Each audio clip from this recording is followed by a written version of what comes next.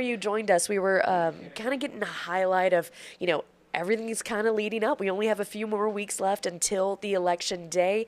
What is it like for you right now in your schedule leading up? Because I know early voting, what, in just 14 days? What's your schedule looking like?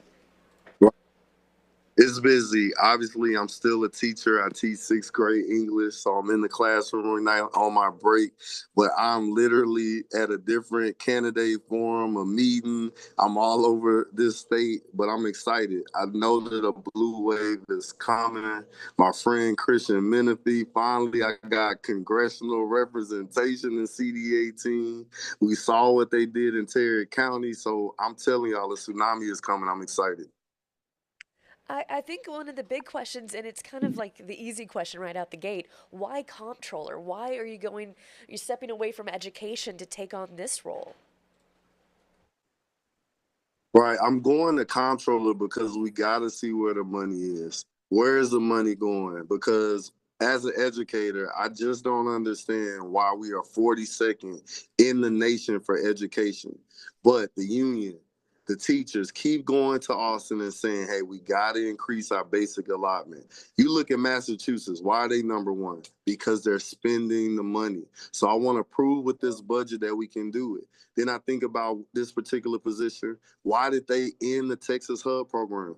When you give state contracts to Black businesses, Hispanic businesses, women business, veteran businesses, you encourage the economy to grow. That helps that engine because who are they going to employ? Another veteran like them, another minority like them, another woman. And where's that money going to go back? Into that sales tax, into our community, which helps us. So I'm running because I want to prove that we can no longer just look at the numbers, but we can remember that there's names attached to that. Texans, rural Texans, urban Texans across this state. And so that's why I'm running. And tell me a little bit about your background. I know you grew up in Northeast Houston. Tell me, what have you learned in becoming a teacher and everything growing up there in Northeast Houston about what would make you perfect candidate for comptroller? I shared like my whole life story. I was born to a mother to this day I do not know. I was gone to foster care, but lucky for me, I got adopted by a pastor and a football coach that taught social studies and a math teacher. That math teacher became the first Black counselor at my high school. They taught me education and faith. People say, are you a savant? I graduated high school at the age of 16. At 17 years old, this was a year after 9/11, I joined the United States Army. And I served for 10 years. I was an airborne ranger. But after that, I wanted my wife, my kids to see me graduate. So I went to Howard University and I graduated at the age.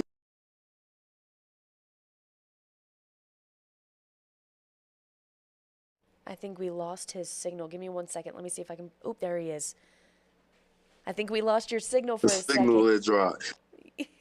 But that's okay. Let's jump But right I back into became what a we were talking software engineer. about. Your family, yes. Yeah, I became a software engineer. And then I started a business. I grew that business over 7 states. Even when I was in the Army, I had a pizza shop in Hawaii.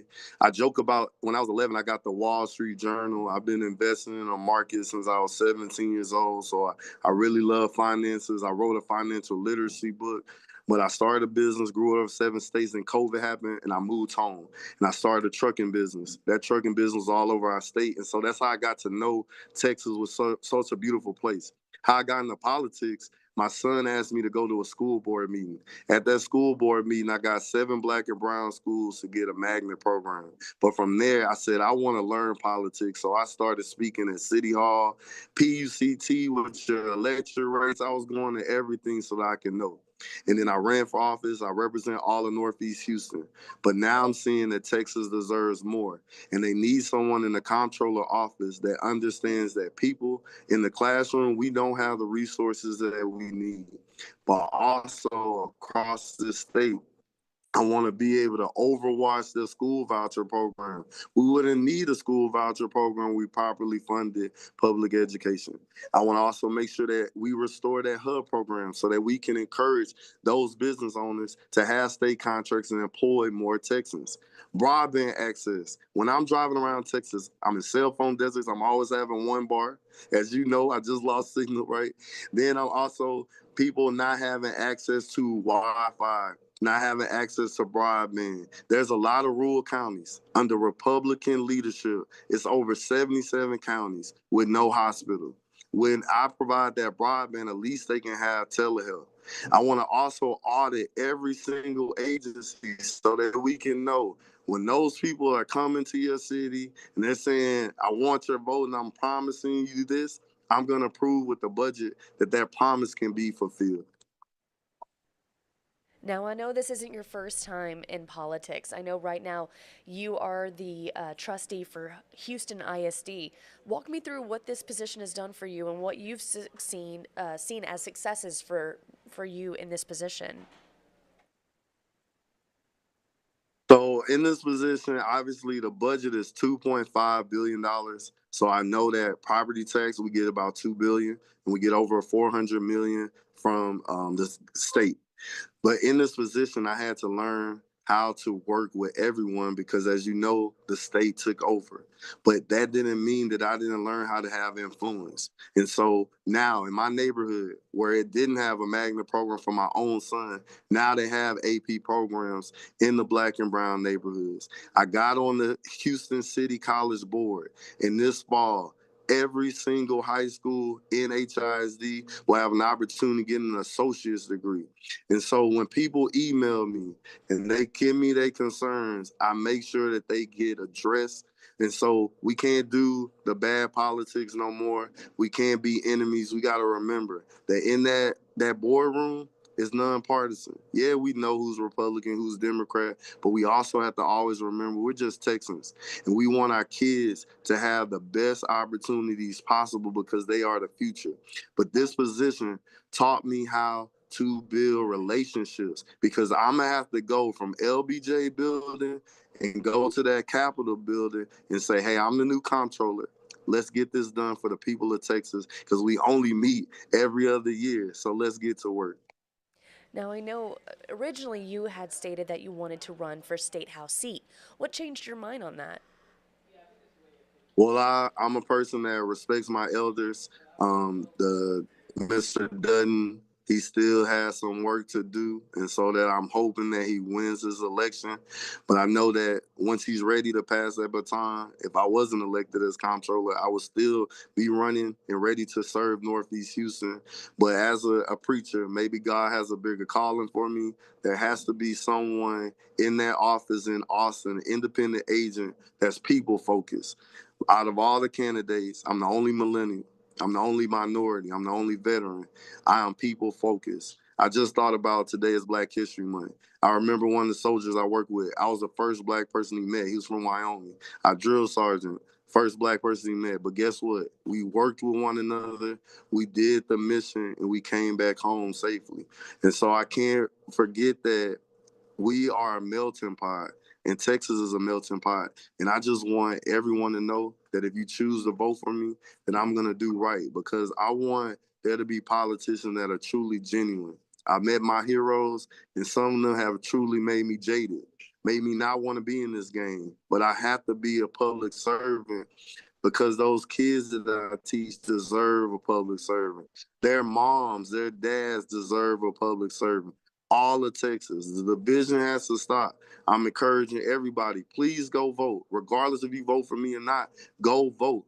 Turnout is too low in Texas. We need to turn it up so we can have that tsunami. I got my swim trucks ready. I got my surfboard ready because I will be your next Texas comptroller, the first black man in history to do it. But I need your vote. Let's talk through some of your priorities that you have listed out on your website if you were to be elected comptroller. I know the first here, protecting taxpayers from hidden fees and waste. What is your game plan to tackle that? Right. So I will, in the first 100 days, we'll do an audit of the biennial budget. I'm also looking every day. I'm acting like I'm the comptroller right now, so I look at the market. I'm looking at oil futures, looking at the beef price, so that you already know in real time what I'm doing. But a lot of business owners complain to me that, hey, you're about to be that comptroller, and they're just getting mail. And so I would like there to be a moratorium, because a lot of people right now don't have enough ends meet in our great state to employ. Something else that I would like to prove is that we can bring up that minimum wage so that we can help when it comes to people having a livable wage in Texas. That's the main priority to me. But I will show after the first 100 days of me auditing where we have been hitting fees and where we've been wasting, and that I can bring to the legislature where we can make amendments so that these business owners and these regular Texans can have more money in their pocket, and so that they can, live the life that they want as Texans, because we should all be thriving. You also mentioned you want stronger support for small businesses.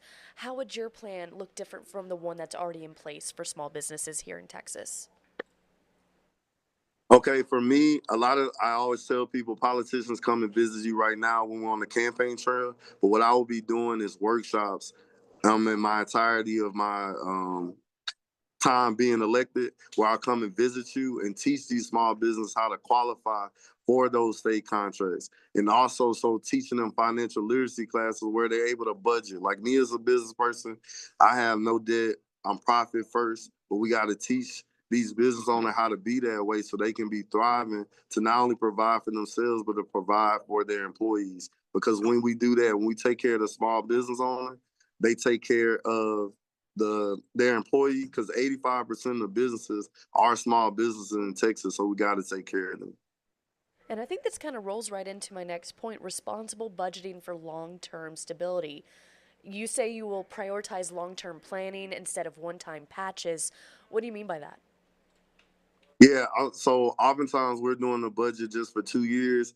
I want to do a budget that's for every year, and I want every single dollar to be shown where it's going. So I'm going to modernize the website where there's financial transparency, but I also have to be a realist. Everybody's not going to come to my website. So I will be doing a very big effort to get everyone's email them, SMS for our elderly community, and doing those workshops so that they can see this budget. I'm also going to be conservative. We still need an economic stabilization fund, but there has to be some talks. Do we need it at $28 billion? But once we do the data, I'll know the answer. I'm going to do something I don't think any other candidate has offered. I will have a advisory board with data scientists, economists, financial experts, but also representatives from every community: veteran, LGBTQ, minority communities, the native Texans. We keep forgetting about Native Americans in Texas, but every Texan, Hispanics will be represented, Asians will be represented in this council, so that not only using my expertise, but we're using those experts in our great state. We have some of the most smartest people in Texas. They should be in the room with us to help that this budget is conservative, but also forward thinking, because we got to look towards the future for Texas. Now, when we first started talking, you were talking quite a bit about the education department here in Texas, and you mentioned the Texas Hub program. I want to circle back to that. For those who are unaware, can you kind of give us some information about what exactly the Texas Hub program is and why it's important for you that we restore it? So I appreciate one of my elders, the Senator West from Dallas. He started this program. It was so that there could be an opportunity for minority business, Black, Hispanic, Asian, and for women businesses and veteran businesses, regardless of their disability, to have an opportunity to get a state contract. It wasn't a guarantee, but it offered them an opportunity. Now, the thing that I want to improve on: for the last 2 decades under Republican leadership, only 11% of those contracts went to women and minorities and veteran-owned businesses. It was about 3% for women. It was 1% for Black-owned businesses, and it varied. I want to make it where we hit 30%. It should be 30% across the board for women, veteran-owned, and minority businesses. Let's hit those numbers in my first 4 years, where we're giving 5% to each. Because once again, when you give those people contracts, the first people that they're going to hire is people that look like them, and that will grow our economy in our state. You had also brought up school vouchers, which you want to ensure that there's strong oversight on this. And actually, open enrollment starts tomorrow. Highlight and kind of explain to me what kind of standards you want to see and why you find them necessary. First thing, I want to find the exit clause. Why did Odyssey get the contract? There's a lot of pay to play when it goes with our governor, respectfully. They shouldn't be the one that got that contract because they're supporting him and they're receiving $50 million from our taxpaying dollars. This program is going to cost $1 billion, but it's probably going to be with $4 to $10 billion. What we have to do is oversight of them. So if there's an exit clause, I would like to try to get a Texas-based company. Then we got to also make sure that people aren't misusing the program, because all kind of schools going to start popping up because people are going to be wanting that free money.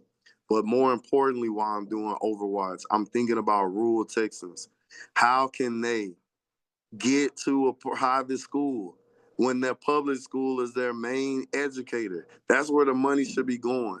So I'm going to be doing Overwatch, and I'm also going to be providing the data with that Overwatch to say how many actual Texans are utilizing this program compared to who's using public education, to prove why we should be funding it.